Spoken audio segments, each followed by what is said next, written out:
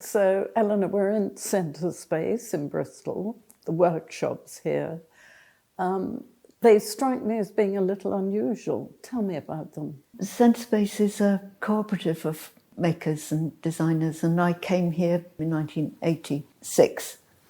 There's a big variety of people. There's an upholsterer, there's a letterpress printmakers, there used to be a bicycle designer, people who make films as well. So all sorts of people. So we go to your childhood, and I understand that you spent some time living with your grandfather. My grandfather was very formal, but he was full of stories, and he would tell me them at dinner in a stipulated time. He was very kind. He had parrots that spoke and sang, and he made scenes with toys all over the house that had sort of very definite scenarios. So, yes, I'm sure it did have an influence on me. And he'd take you to the opera, but he'd insist that you read the score as opposed to watching the action. Yes, I wanted to watch the nice bits, the dancing and that sort of thing, but he didn't. He thought that wasn't serious enough. Education. You went to art school, you studied graphic design, illustration. Yes, I went to Manchester, but I originally did foundation in London, and Manchester was a very different country, all full of rain and such different people, so I'm so pleased I went there. I did study typography, and my first job was actually as a signing systems designer and then as a book designer, so dealing with type and image. And then I had a Crafts Council apprenticeship with Ron Fuller for 1 year, which was an extraordinarily rigorous training, and became a wooden toy maker, living in a caravan in Suffolk and working on a farm in a stable. But my desire to tell stories which were my own. Much stronger. Yes, it was. Yeah. The language of making that I use is wooden toy making, and it still is. But that has developed, and one of the main windows in this exhibition shows how you come up with a concept and using cardboard and other materials. How does that transition? I would say that I draw and then I would make in a very haphazard, rough way using cardboards and papers and really sketching in 3D. And then from then I would try to make a finished piece, but it's that incredibly difficult shortfall between the vivid idea to the finished piece, and trying to keep that alive is the challenge always. Which part of making do you most enjoy? I think most of it's pretty difficult.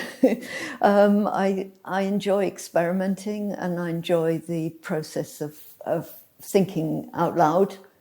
We've got your mock-ups, and at some point you decide how to take that into a finished piece. How do you decide on what materials to use? I quite often use materials metaphorically, how they seem to feel. I like using informal materials and not having a hierarchy of what's important, rather than what tells the story. I sometimes draw with a fret saw, really, if I want to. And if I'm cutting large pieces of wood, I'll use a bandsaw. And, they're all machines in the belt sander and disc sander that I would have used as a toy maker.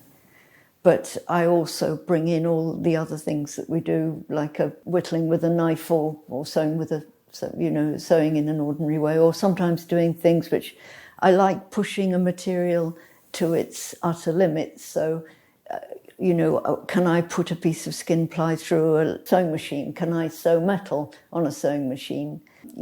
How can I transform a very humble material, for instance, grey card, with using everything that's in the workshop? How can I push it?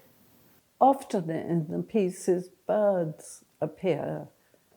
Can you tell us why the bird is there and what it represents? They seem to me, and they actually, I find later, are a personification of spirit. And I often feel that the work is really lonely without a bird in it, almost like a mentor or a familiar, something that sits there and advises and accompanies.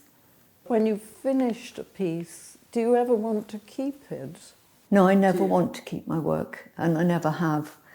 But I have always photographed it from when I started, even sort of from 1976, I photographed all my toys and everything. And they are my memory and very important to me.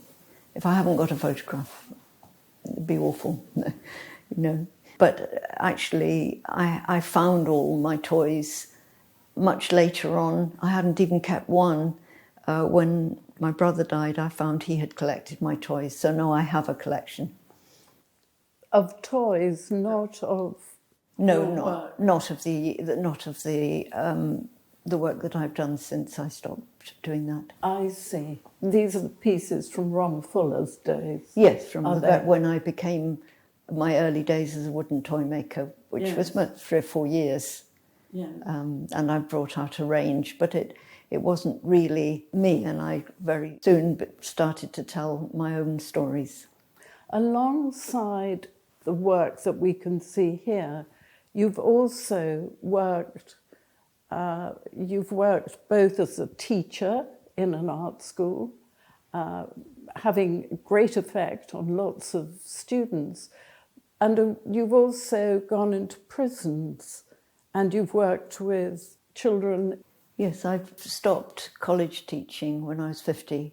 I decided I wanted to only do community work, and I've taught in all sorts of social situations, and more recently I was trained as a life story adoption worker. I did that for a while, and then working with children with very difficult stories through book arts, something I've developed. And then I worked as a Cursor mentor last year for an ex-offender. So that's what I would wish to do as well as my work.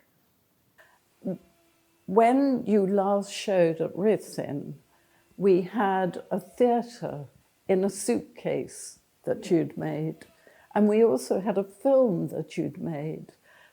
Well, generally, I have massive changes of gear to do with what has happened in my own life, and that's why the shadows happened. But I started to make shadow theatres, and then taught myself to make a film, and made some films during the COVID time, and was in here in the dark, performing and filming and running to and fro.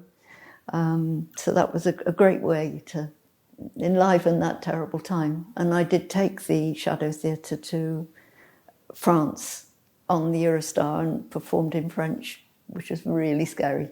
You also are showing in the exhibition a book of finishes and a book of experiments and a book of different ways of getting a particular feel to a material. I've really loved my book of experiments because it feels very rich to me, and it's a bit like finding shells on the seashore.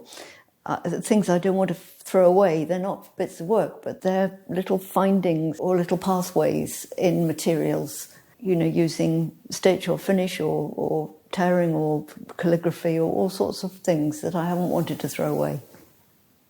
Looking at your pieces, can you tell us how you identify, maybe with the gesture of the hands or the look of the face, that is shown so simply and yet expresses so much? I'm just waiting till they exactly say what I want them to say, and then in a way it is frozen movement. There is a feeling that they're about to move, and a lot of people have said to me, but why don't you make automata? And I have no wish to make something that does the same thing again and again. It's more that it is exactly where it should be, in the middle of an action.